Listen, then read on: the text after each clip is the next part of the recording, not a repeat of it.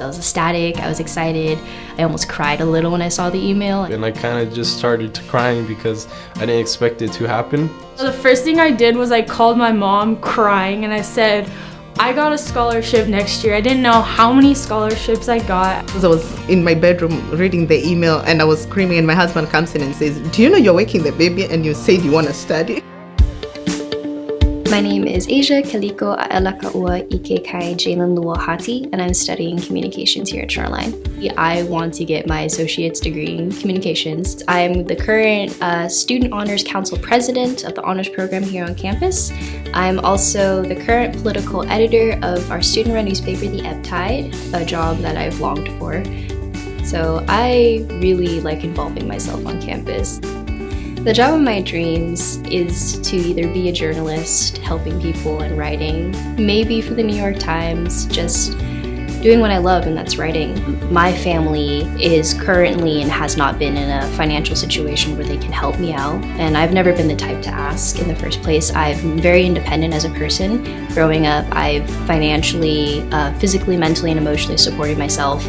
My depression comes in waves. When I'm depressed, when I'm stressed, I try to work harder because for me, working hard alleviates those feelings. My name is Brian Adeza, and I'm studying to get my pre-nursing associate's degree so I could transfer to a 4-year college. My parents, they're immigrants from Mexico. They moved here in the 1970s. Then they started working in orchards, doing whatever they could to provide for their 5 children. Growing up, I was sick a lot, so I'd go to the hospital.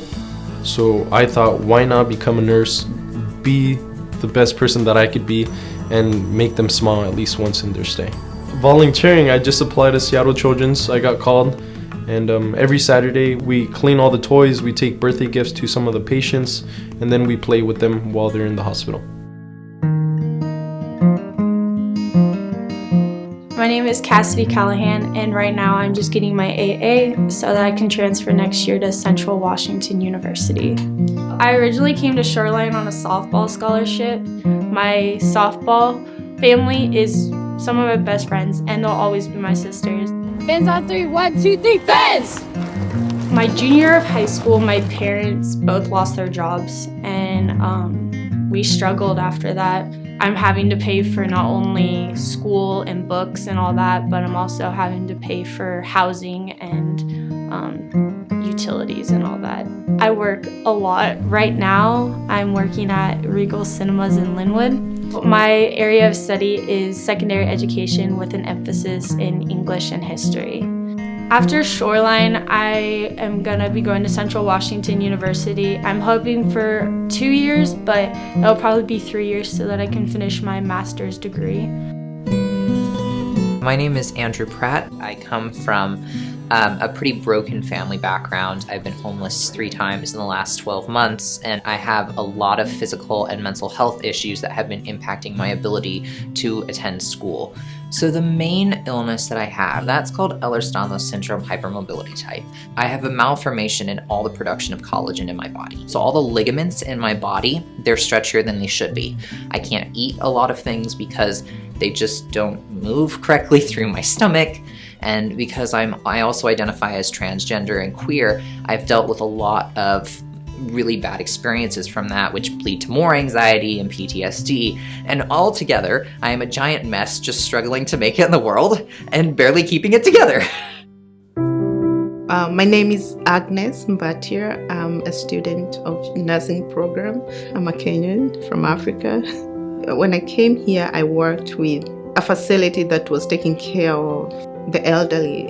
And I felt, because I had come from a teaching background, every time I found myself so limited on how to explain what is happening.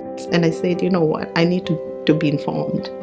And the only way to be informed as a caregiver was to be in a nursing school and get that information. I'm married with 2 awesome kids. I have a son, and I also have a younger daughter who is 3 years old. And going to nursing school and having kids, it's pretty much like having 2 programs going on at the same time.